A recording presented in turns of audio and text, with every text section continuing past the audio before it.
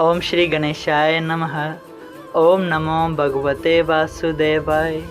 हरे कृष्णा कृष्ण कृष्णा हरे हरे, हरे राम राम राम हरे हरे। तव्हां सभिनी हरि भक्तन के नमस्ते। प्यारा भक्तों, ही कथा पाण गुरु कृपा से हासिल करे रहा आयूं। श्री गणपति सरस्वती जो दरे ध्यान कर्यां थो मां भागवत महापुराण जो बयान, जंहिंमें व्यासदेव ऐं सुखदेव जी कयो आहे श्री कृष्ण लीला जो गुणगान। जय भागवत महापुराण। प्यारा भक्तों, कल कथा में पाण श्रीमद् भागवत महापुराण साहिब जे पहिरें स्कंद जो 3 अध्याय संपूर्ण कयो हो, जंहिंमें पाण भगवान जे 24 अवतारनि जी कथा जो गुणगान कयो। अॼु पाण श्रीमद् भागवत महापुराण साहिब जे पहिरें स्कंद जो 4 अध्याय शुरू करे रहिया आहियूं, जंहिंजो नालो आहे व्यास जीअ जो महाभारत 17 पुराणनि ऐं सभिनी वेदनि जो तत्व ठाहिण। भगवान जे अवतारनि जी कथा ॿुधी शौंक जी चयो, सूत जी, तव्हां खां अवतारनि जो बयान ॿुधी असांजो मन ॾाढो ख़ुशि थियो आहे। हाणे कृपा करे असांखे श्रीमद् भागवत महापुराण साहिब जो तव्हां वेदव्यास जीअ खां ॿुधो हो, जंहिंमें भगवान जी लीला जो गुणगान थियल आहे, सो असांखे ॿुधायो त कहिड़े वक़्त में ऐं कहिड़े युग ते सुखदेव जी ही कथा राजा परीक्षित खे ॿुधाई हुई, छाकाणि त राजा परीक्षित खे नांग जे ॾंगण जो डपु थियो हो ऐं असां आदमी काल रूपी संसार खां, जंहिंमें मौत जी कुझु बि ख़बर न आहे, डिॼूं था। ऐं हिन ॻाल्हि जो बि असांखे सिंसो आहे त सुखदेव जी आज़ादु थियल मतिलबु त हिकु क्षण बि किथे रहणु वाजिबु न सम्झंदा हुआ, सो उन्हनि कहिड़ी तरह 7 ॾींहंनि ताईं राजा परीक्षित खे कथा ॿुधाई हुई ऐं सुखदेव जी महाराज लंगोटो चारे बबूत लॻाए अवधूतनि वांगुरु रहंदो हो, सो तंहिंखे राजा परीक्षित कहिड़ी तरह सुञातो त ही सुखदेव जी आहे।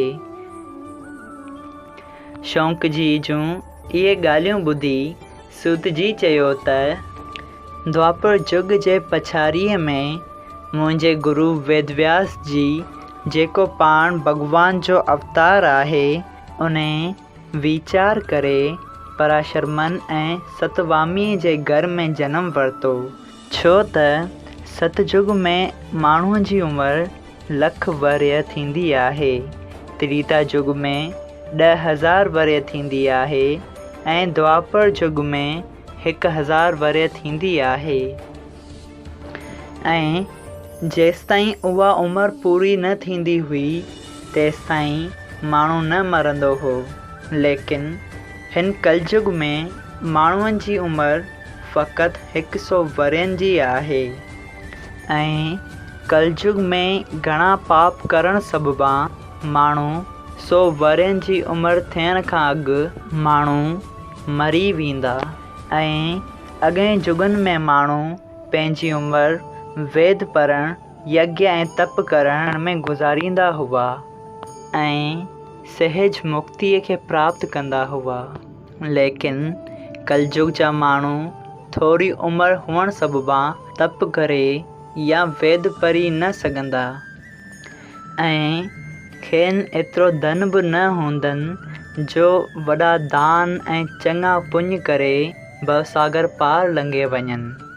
कलयुग जो माण्हू दुनिया जे सुख में ॿुॾल रही परलोक जो वीचार न करे स्त्रियनि ऐं पुटनि जे मोह में फासी मुक्त पदवी पाए न सघंदा ऐं फ़क़ति हरि भॼन करण ई उन्हनि जे उद्धार जो उपाउ थींदो। उन करे पार ब्रह्म परमेश्वर कलयुग जे माण्हुनि जे सुख ऐं मुक्तिअ ख़ातिर अची हिन दुनिया में वेदव्यास भॻवान जो अवतार धारण कयो।